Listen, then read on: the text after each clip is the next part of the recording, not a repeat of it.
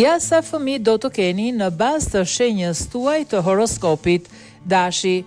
Brenda, kjo shenjë mbetet një fëmijë përgjithmonë dhe nëse bëhet prind do të rrisë fëmijë aktiv dhe atlet, pra nuk do të jetë e habitshme nëse ai vendos të bëj mjaft për të formuar një ekip. Demi, shenjë dashur dhe bujare, roli prindit i shkon shumë. Në fakt, sa më shumë fëmijë të ketë, aq më i mirë bëhet në rritjen e tyre. E sigurt është se ata që kanë një baba apo nën Demi kujtojnë një fëmijëri plot kujdes dhe dashuri. Binjakët, konkurruese dhe ngjitse mund të jetë një mësues dhe prind i shkëlqyer. Kjo shenjë është gjithmonë e gatshme të ndihmojë fëmijët e saj me detyrat e shkollës ose të luajë lojra dhe ti inkurajoj të mësuarit. Për ta ndier jetën mjaft të pasur, kjo shenjë do të ketë të paktën 2 fëmijë. Gaforia është shenja me lidhur me familjen, amësin, avisrin.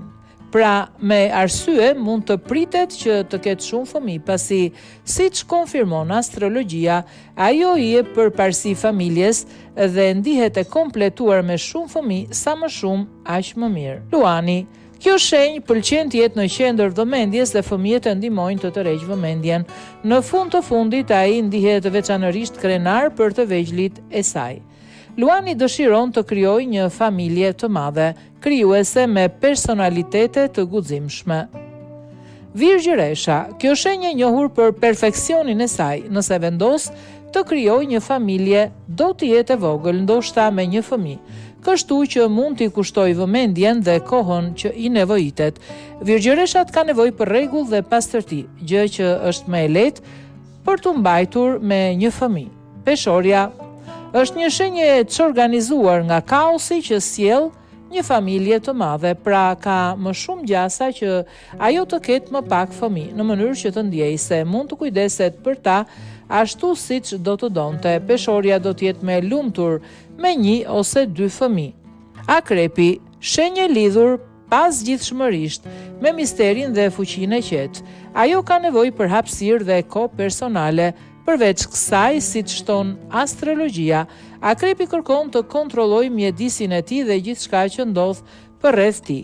Pra, si shenjë preferon familjet më të vogla të cilat shoqërohen me më pak shqetësime të mundshme dhe më pak të papritura.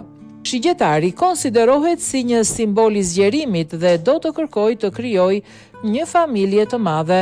Është e rëndësishme për të që të ndaj përvoja, kështu që mund të synojë të ketë 3 deri 4 fëmijë nëse rrethanat e lejojnë. Por më tepër, si një shenjë që i dashuron udhëtimet dhe aventurat, kjo shenjë nuk do të hezitojë të marrë familjen e saj të madhe në eksplorime.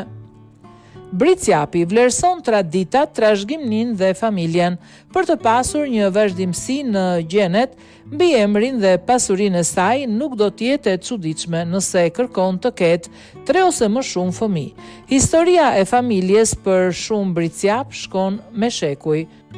Ujori, një shenjë të jetë e pavarur, ujori e do lirinë e tij, ndaj mund të kufizohet në një familje ose të vendosë të mos ketë fëmijë.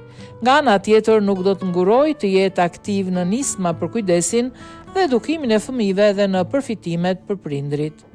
Peshqit, të sjellshëm dhe zemër mirë i duan fëmijët, por në të njëjtën kohë.